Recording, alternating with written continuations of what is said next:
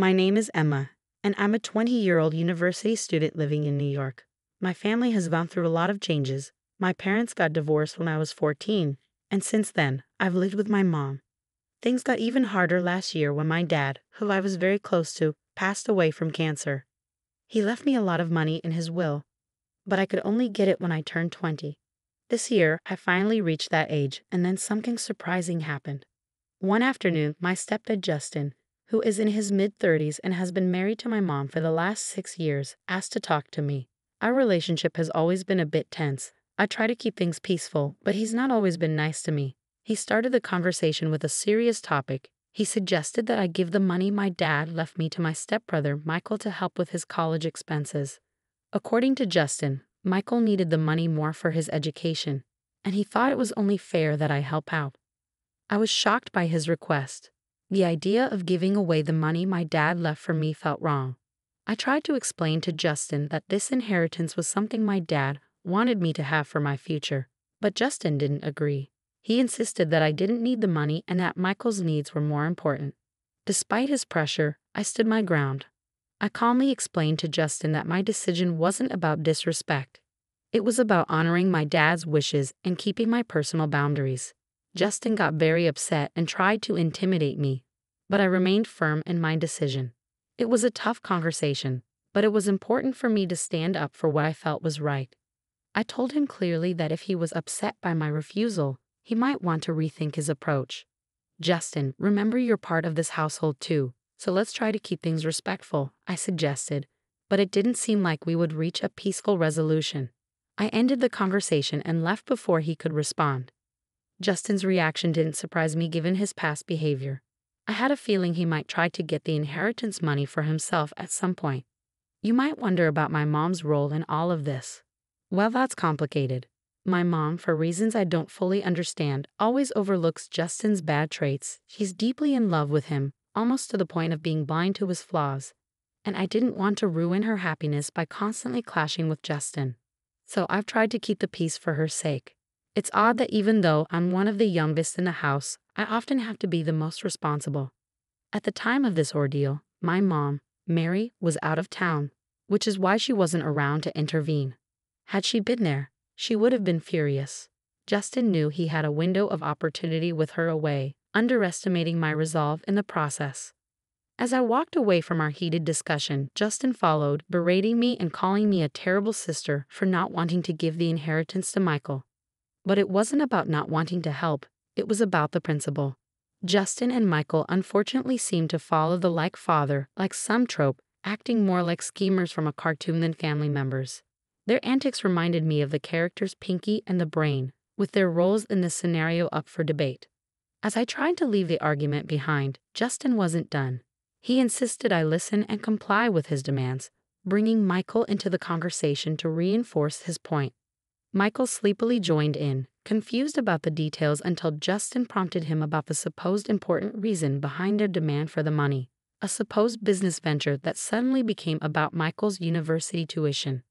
Their story was inconsistent, with Justin scrambling to justify their claim to my inheritance, first mentioning a business, then switching to tuition.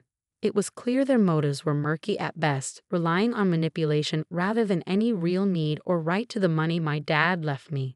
I just woke up, so I'm a bit foggy, Michael mumbled, trying to piece together his story.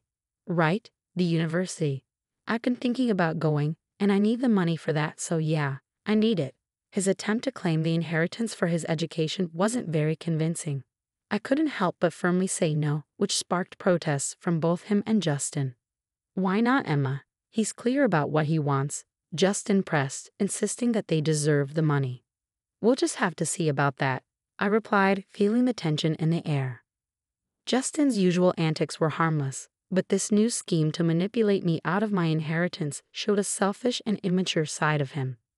I decided not to tell my mom right away, wanting to deal with the situation myself, especially after learning more about their questionable intentions. Emma, stop being childish. It's time to act like an adult and do what's right. Justin lectured, suggesting that giving away my inheritance was the mature thing to do. His reasoning didn't make much sense to me. And what, Justin? The right thing is to give away my inheritance just because you say so, I argued. His insistence on keeping this from my mom made me even more suspicious. Why shouldn't I tell her? She deserves to know what's going on in her own house. Justin's urgency to keep my mom out of it, along with his unusually stern attitude, made me even more determined. Something wasn't adding up, especially with the supposed business venture Michael mentioned earlier. It was clear they underestimated my awareness of their tactics, and Justin's resistance to involving my mom raised a big red flag. At the first chance I got, I decided to talk to my mom. "Hey Mom, how's everything going?" I started, trying to gauge her mood. "I'm doing okay, dear. What about you?" she replied. I hesitated, knowing what I was about to say might cause some trouble. "Not so good, Mom. There's something going on with Justin and Michael. Justin especially. He's been acting really weird." My mom tried to calm me down, telling me not to worry too much. "Oh, Emma, don't let your mind run wild." But it was too late to stop my suspicions. Everything seemed to point to something more than just a misunderstanding or me being paranoid. Even though my mom was hesitant to believe anything bad about Justin, I kept going, determined to make her see what was really going on. "Mom, I understand you have feelings for him, but Justin went too far. He didn't just ask for the inheritance money. He demanded it for Michael, saying it was for education.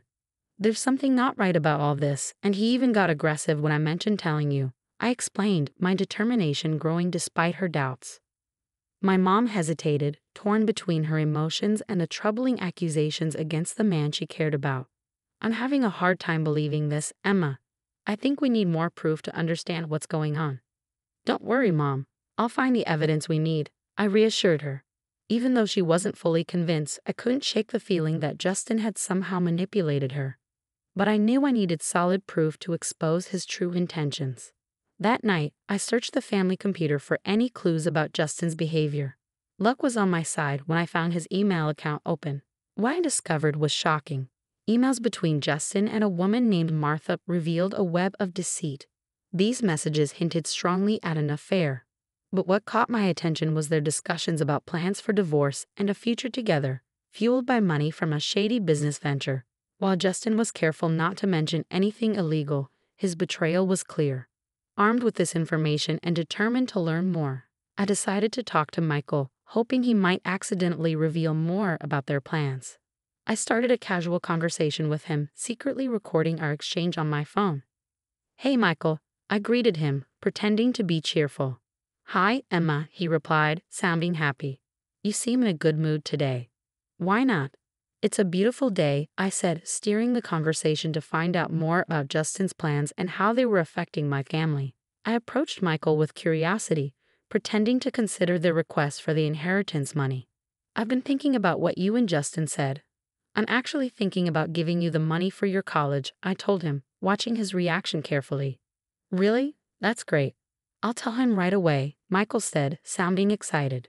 "Wait, not so fast. Before we do anything, I need to be sure of something. This money is strictly for your college fees, right?" I asked, trying to see if he was being honest. "Yes, definitely for my college tuition." Michael stuttered a bit, sounding a bit unsure. "And you're certain about that? What about Martha? Is she involved in this too?" I pressed, mentioning the name I had found in Justin's emails. "Martha? Who's Martha?" Michael stumbled, confusion evident on his face. "Oh, she's a student advisor at the college," he quickly improvised, but it didn't quite ring true. Unbeknownst to us, Justin had entered the room silently, his presence intimidating. "I don't appreciate you interrogating my son like this," he interjected, his tone stern. "I was just asking about where the money is going. If I'm considering giving it away, I want to make sure it's being used properly," I explained, trying to stay calm. Justin's response was sharp. "Once you give money away, it's no longer your concern. It's not up to you anymore." The audacity of his statement stunned me, especially when he followed it up with a threat. "You're not just thinking about giving us the money, you will give it to us, or you'll find yourself out of this house." Michael looked just as shocked as I felt by his father's sudden escalation. "Dad, this isn't what we talked about," he started, but Justin cut him off, asserting his authority and threatening to kick me out if I didn't do as he said.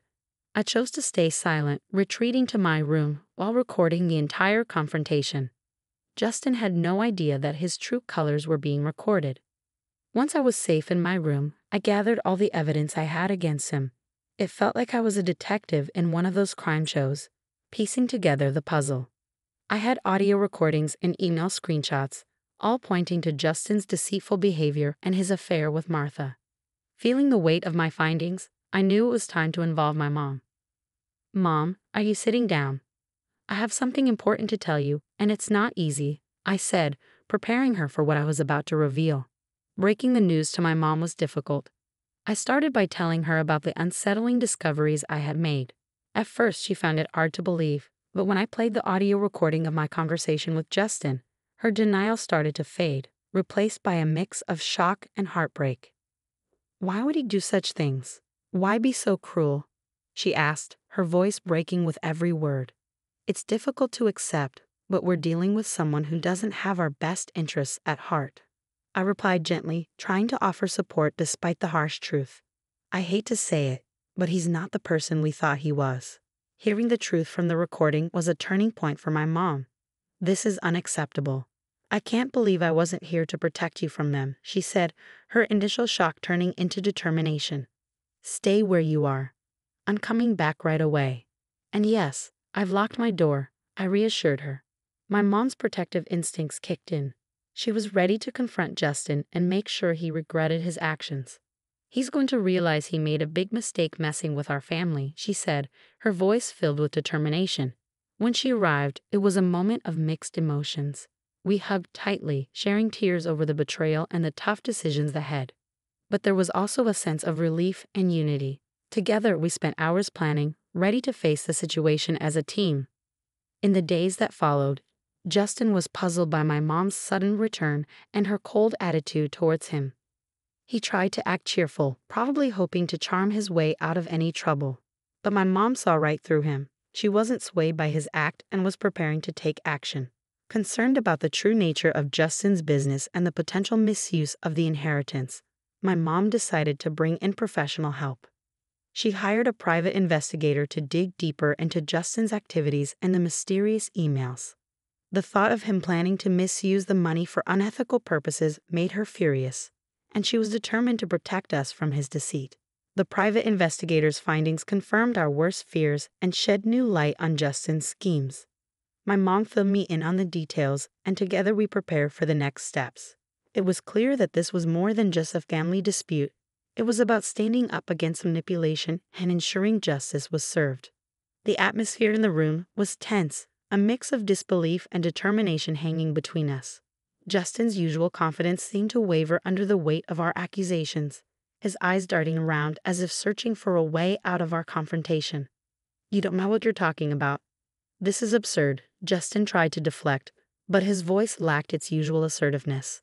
It was evident that the tables had turned and the power he once held was slipping away.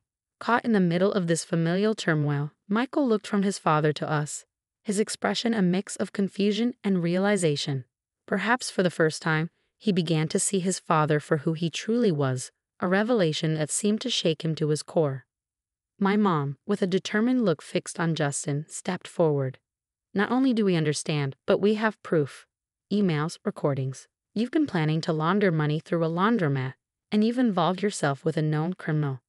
Martha's record speaks volumes, and your plans for this business are crystal clear." Justin's attempts to maintain innocence were crumbling fast. "You have no idea what you're getting into. This is my business, my life. You can't just barge in and." "But we can and we are," I interjected, supporting my mom's stance. "This isn't just about your business, Justin. This is about our lives, our safety. You've brought danger and illegality into our home, and we won't stand by and watch you destroy everything for your own selfish gains." The evidence was undeniable. The audio recordings of Justin's and Michael's conversations, the emails outlining their plans, and now their own admissions made it impossible for Justin to deny any longer. The camera in my hands, still rolling, captured every word, ensuring there was no way out for him. "You think you're clever, recording this, gathering evidence," Justin sneered, his composure cracking further. "You may think you've won, but—" "We don't think we've won, Justin. We know we have." My mom cut him off, her voice strong and unwavering. "What you've done is not only morally wrong but also illegal. You've endangered this family, exploited my trust, and now you're going to face the consequences." As the confrontation reached its peak, Michael finally spoke up, his voice barely above a whisper. "Dad, how could you?" It was a question heavy with betrayal and disillusionment, aimed at the man he had once looked up to. The room fell silent, the weight of the situation settling in. Justin, stripped of his usual confidence, seemed to shrink before us. It was clear the charade was over. My mom's next steps were evident: legal action, separation, and ensuring the safety and security of our family. As we left Justin to grapple with the consequences of his actions, my mom and I knew the road ahead would be tough. But armed with the truth and evidence, we were ready to face whatever came next together. The veil of deceit had been lifted, revealing a newfound strength and unity between us, ready to rebuild and move forward. "I don't know what you're implying. Why don't we call Martha? Maybe she can clarify things." Justin attempted to deflect, his panic thinly veiled. "You think you have it all figured out. Martha is just a friend," he added. But his confidence was rapidly fading. "The compromising picture we found tells a different story," I countered, my voice steady despite the turmoil inside me.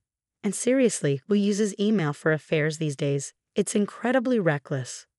Justin, visibly flustered, retorted, "You went through my personal stuff? That's outrageous."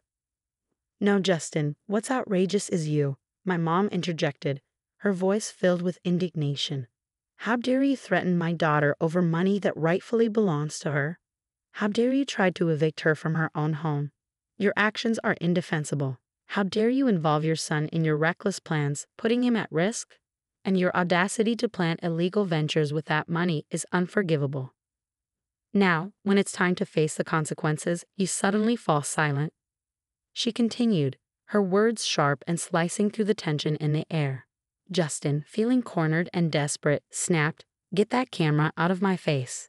As he lunged towards me in a blind rage, I swiftly dodged his attempt, his aggression only emphasizing the seriousness of his unraveling. "Are you really about to attack my daughter? Do you understand the trouble you're in?" my mom exclaimed, her voice a mix of shock and fury. Justin, defiant until the end, sneered, "You think you know what's going on? You know nothing." "Well, let's see if the police agree with you. They should be here any minute now," I declared, watching closely for his reaction. "Police? You wouldn't dare," he blustered, but his confidence faltered as the sound of police sirens grew closer. Justin's usual arrogance faded, replaced by pure terror. It was the first time I'd seen him stripped of his bravado, revealing the coward underneath.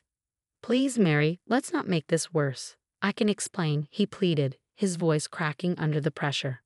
"Save your explanations for the judge, you disgraceful man," my mom retorted with a disgust that left no room for doubt.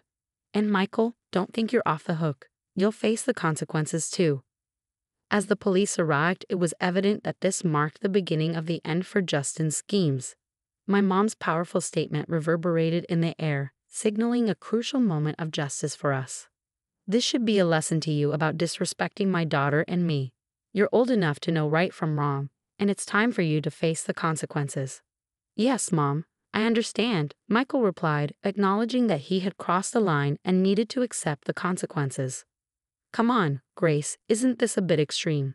Justin attempted to argue, hoping for leniency. "On the contrary, this is just the beginning of what's deserved," my mom countered, her determination unwavering. "Emma, how's our live stream going?" she asked, adding a modern twist to ensure that justice was visible to all. "We have over 5,000 viewers tuning in. This is making an impact," I informed her, amazed at the digital audience we had attracted. And just to be perfectly clear, my mom addressed Justin directly, her voice firm and steady. "I want a divorce." "Yes, you heard it right," she declared, ensuring the live stream captured every word. The fallout from the live stream was immense. The drama unfolded in real time for over 5,000 witnesses, and the story quickly spread to local newspapers and tabloids. Being at the center of this whirlwind was surreal, witnessing the swift downfall of Justin, my soon-to-be ex-stepfather, and the complicit Michael. The satisfaction of seeing justice served was palpable. Justin's world crumbled as he lost his job, friends, and even the support of some family members who chose to distance themselves. Facing serious charges, His future hung in the balance, with the possibility of spending up to 20 years behind bars if found guilty. Meanwhile, Martha, his partner in crime, was also discovered by the police, facing similar charges and an uncertain future. Throughout the turmoil, my mom and I found strength in each other. Our bond deepened as we navigated through the chaos, emerging stronger on the other side. Weekends became our time to relax on the patio, drinks in hand, reflecting on the absurdity and cruelty of Justin's actions. It was a period of healing and reaffirmation for both of us. Good riddance, we toasted, sharing a sense of relief and closure. Good riddance indeed.